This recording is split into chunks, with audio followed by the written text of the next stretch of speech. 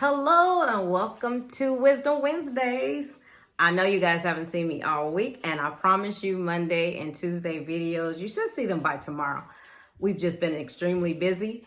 I apologize, but thank you all for taking the time to watch today. And today's topic is going to be about freedom thinking. And what I mean by that is I want to help you free your mind from the negative beliefs that you've been thinking and change the story that you've been telling yourself. So how does this all start?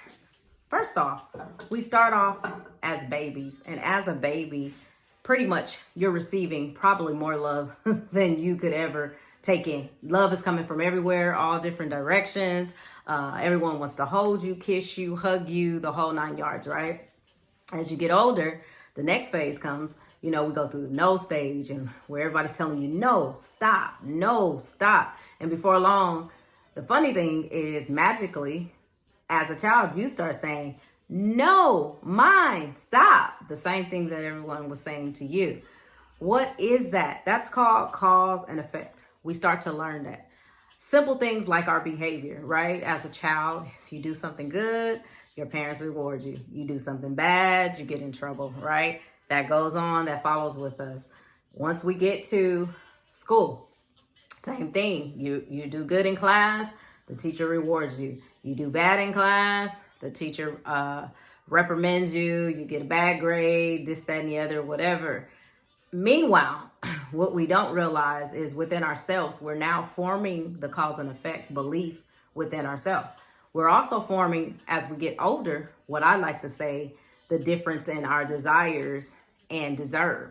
So that natural split in what we actually desire versus what we feel we deserve starts, again, back at childhood when we started dealing in cause and effect. So how does that work out? So basically, what we experience in life forms our subconscious beliefs of what we believe about ourselves. So simple things like not receiving the adequate amount of love, right? The adequate amount of affection, right? Or having, very stern situations, whereas you were strongly reprimanded pretty much seemingly for everything you did, almost to the point to maybe you felt like you couldn't do anything right. Even if you never say it out of your mouth, within your subconscious, you now believe that A, maybe you don't deserve love. B, you're not worthy of love, right? This now goes into our areas of our life, such as relationships, such as friendships, such as simple things like work. Status. It deals with our finances and how we, feel in regards to what type of money we should be making. Of course, everybody in the world could use more money, of course. However, ever wonder why people that actually have money have a different approach to it than you do? They have a different approach because somewhere along the line, they retrained their brain to realize that they deserve to have what they desire. Deserving and desire are two different things. But based on what you believe you deserve is what you will ultimately receive. Now, of course, there's different times where this may be, there's exceptions to every rule, but ultimately, right, in those exceptions, sometimes God may have grace, right? And you may have received something that you had no idea that, you could get. But I'm not talking about those things. I'm talking about actually the things that you actually seek out and desire for yourself that you have not even taken time to pray about. Why? Because subconsciously, you still feel like you don't deserve that. So how does that work practically? Let's be transparent. So for myself, when I went through a major breakup, right? Ideally, cause and effect had already still been working within my mind. Why? Because I couldn't conceive how I could give so much and do so much, right? And still not gain the results that I would ultimately want. Obviously, when you pour into a relationship, you ultimately are pouring in from a place of you never expect it to end. You just expect it to get better, right? And to evolve. Oh, but that's not always the case. And so based on the beliefs, again, I'm talking about myself. Don't know about you, but I'm talking about myself. Based on the underlying beliefs within myself, it took a while, but I finally realized that I actually did not believe within myself that I was worthy of love. Not for anything that I had done, but basically I was going based on the experience. See, what happens is these are not verbalized things. These are things that happen to us in these different situations, and we kind of basically form a belief pattern. And so since we're already programmed as children to go forth understanding cause and effect, if I do this, I get that. And if I do this, I get that, right? And so ultimately, if you're not careful, you'll become one of those people who are constantly trying to give so that you can receive, or you're doing over and above, right? And still never receiving. And at that point, now that's what actually is creating the message within yourself. So the first thing I need you to do is begin to change the story that you're telling yourself about relationships. If you're telling yourself you don't deserve love, or if you're not telling yourself that you do deserve love, let's start there. That is a strong affirmation that you need to make and declare to yourself every day. Get up every morning and declare, I'm worthy of love. I am worthy of love. Not because of any great thing that I've done. You don't have to attach anything that you've done to it. You just need to recognize that long before you existed here, someone loved you enough to allow you to have life, right? The ultimate gift of love was already given to you, right? And it was birthed and it's been there with you. Embrace that, okay? Embrace that. You are loved and you deserve love. Embrace that love lives within the earth, right? And there's plenty of it to go around. We just don't know it, right? Because we may not have experienced it yet, but we're constantly giving it. So position yourself as a receiver to actually begin to receive love. Recognize every area where you're telling yourself negative things, right? If you don't know what you think about a particular thing, yet you're having problems, for instance, in your finances. If you seem like you're always robbing Peter to pay Paul, take some time out. Find out what you really think about that. Have you automatically set within your mind that things are going to always be this way?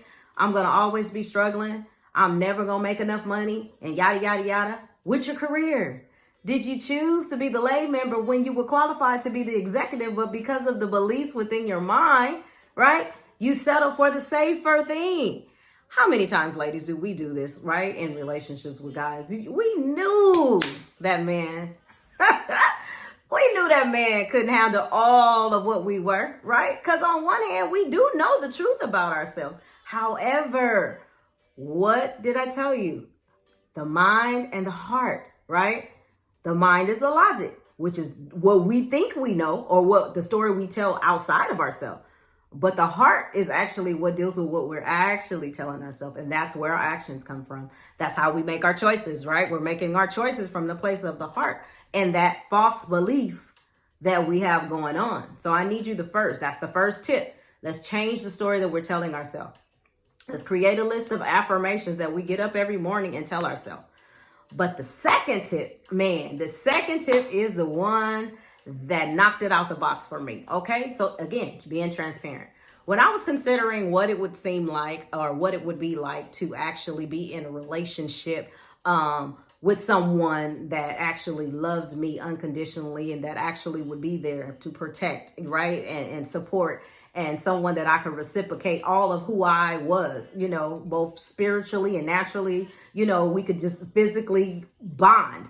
Right. And sometimes that's kind of hard to do, because when you're experiencing negative things within a relationship, it's really easy to turn on yourself and start to look at yourself. And how do you know that? Because the first sign that you're doing that is, like, for myself, again, transparency, I began to think, what could I have done better? Maybe if I would have done this, and the other, right? And so you immediately go into worker bee mode, again, trying to change yourself, or trying to change everything that you think could actually fix the situation, not realizing some things are just not meant to be.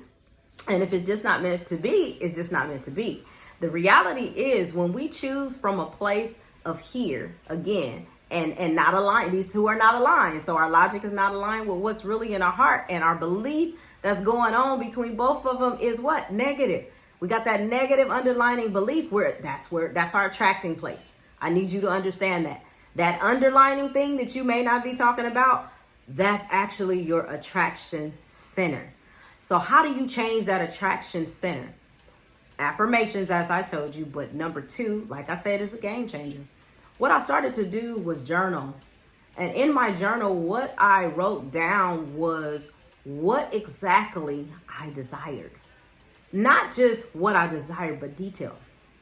As I started to imagine and get in my quiet space, again, it's kind of like meditating on it, envisioning, right? Using your imagination, just like you did when you were a kid. It was so fun, right? It was so fun to imagine. And you never imagined anything negative. You always were imagining good things, okay? That is a gift that we have that we got to get back to using. So as I started to write down and I started to literally feel the excitement of what it would feel like to actually experience this, oh my God, it changed the game for me. It changed everything. I'm telling you, I began to get up in the morning because that began to motivate me. Why? Because expectation was now there. Why? Because my affirmations were now changing what my mind, my subconscious mind, was speaking. See what I'm saying? And now that I'm both verbally and I'm thinking it, I'm speaking it, and now it's in my heart. As I'm sitting here and imagining it, I have the emotion. So now I can do what? I can carry out the actions. What? And now attract, because I'm moving, right? I'm getting up.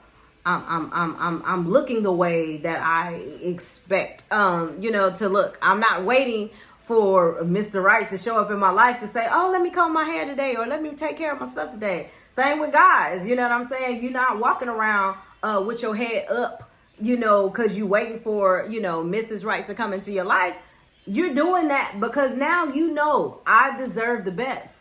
I'm worthy of love, right? I deserve love. I'm walking in love. I'm wealthy, right? I'm capable and able to do everything that I was sent here to do, right? It changes everything. It changes how you move, how you flow. It changes what you accept in your life. It changes what you attract in your life, right?